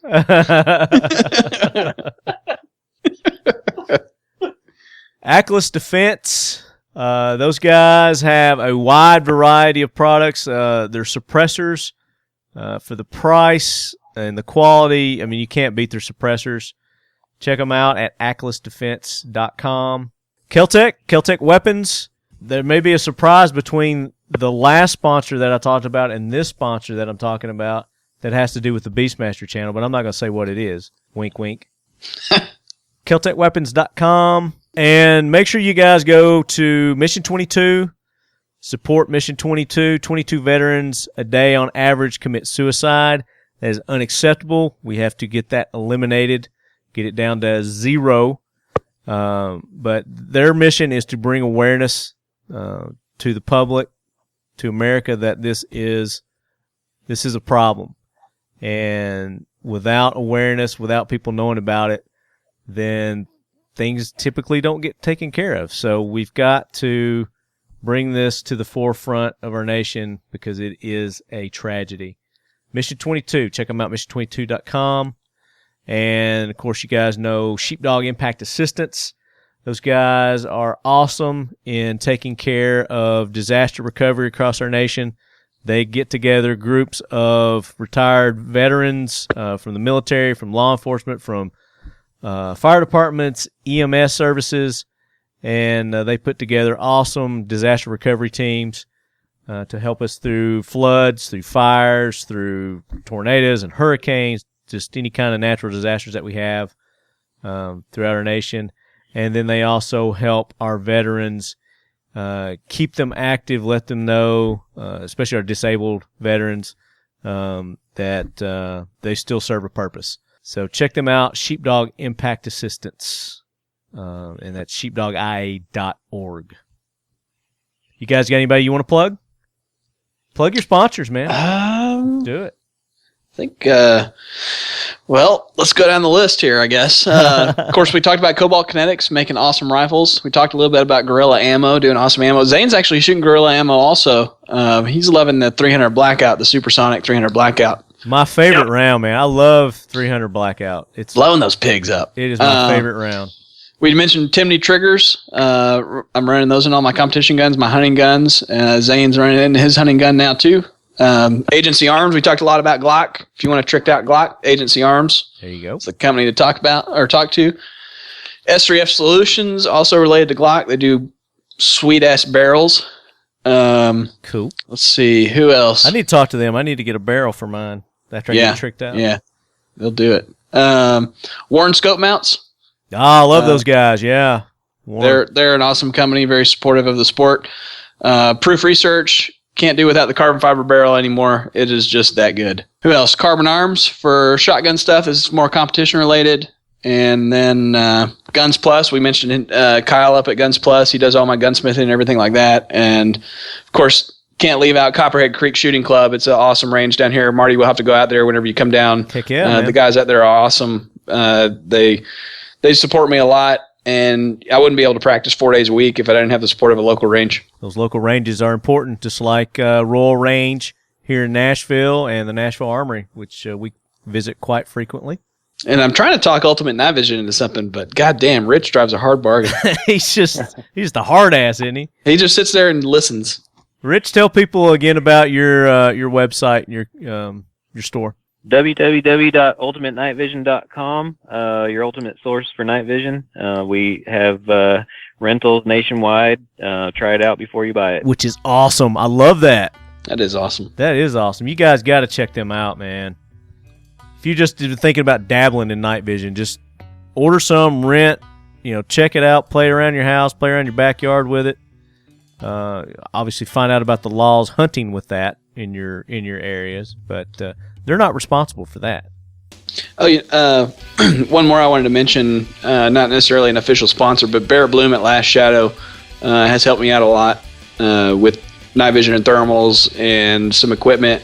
And Last Shadow is a company that books ground hunts and aerial hunts. So if you do want to come to Texas, like we were talking about earlier, and shoot some pigs, you got to pay for it, but you can do it from a helicopter if you contact Last Shadow. Last Shadow. That'd be awesome. And by the time you guys have heard this episode, I will probably already have been back from my trip to Naples. I'm going down to do some training with CAA and Hartman Optics on the Micro Roni system and Hartman Optics MH1 reflex sight. So there'll be a lot of information coming from that here in the next couple of probably episodes. So something to look forward to. Did we say Facebook.com/Beastmaster Hunting enough times, and Beastmaster Nick Atkinson on YouTube? That's right. You guys make sure you support Nick and the new channel. Send him some suggestions. You got any suggestions on a request hunt or anything? Well, yeah, let's take requests. That'd be cool for footage. Yeah. Rich, you could get in on that because you hunt almost as much as I do, I think. Zane does too. Zane needs to get a DVR. Oh, we need to get Zane a DVR. I need to find a good deal on a DVR. If you watch the videos on my Facebook that I posted, over the last several months, and that I'm going to post on Beastmaster page, and you think I kill a lot of pigs, Zane is there for most of them, and he has killed 100 times as many as I have, probably. All right, guys, that wraps up another episode of the Nordic Components Talking Lead podcast. And as always, lead heads, keep your loved ones close. And your firearms closer. Especially in the dark. When they're good and hot. Put thermal on your firearm. Or when they're really expensive. I think Zane hung up on us. He's like, screw y'all. I'm He said, done. fuck this. I gotta go bang this date. Cool. All right, guys. That's a long-ass show. But usually we're one-take mofos, so... Uh-huh. He's like, uh-huh. He's like, listen, I'm wrapping up a date here. I want to get this done. One take. And go. Okay. I would say it depends. That's the answer. Depends on your lawyer how good he is. Somebody who used to be a lawyer, the answer is always it depends. You used to be a lawyer? Yep. Oh, you're fired. I used to be a lawyer. Where did you work? Operative. I worked at helping people out. Oh, that's a soft spot. So you were a really bad lawyer. Oh, shit. I'm changing my jackwagon to lawyers. Yeah. You can do that. Just kidding. We love you, Rich. Appreciate that. Keep your firearms closer. Firearms closer. That's All right, that suck. Take two. Terrible. It's Zane. Okay, it's Zane. It's like All right, 1, 2, bang. Yeah, Not on- 1, 2, not 3, on bang. one? Or 3, 1, 2, bang. All right, 1, 2, bang. we're going to go 1, 2, bang. All right? Okay. You ready? Yeah. 1, 2. And your firearms closer. Firearms closer. Jesus Christ. Take 3. 1, 2,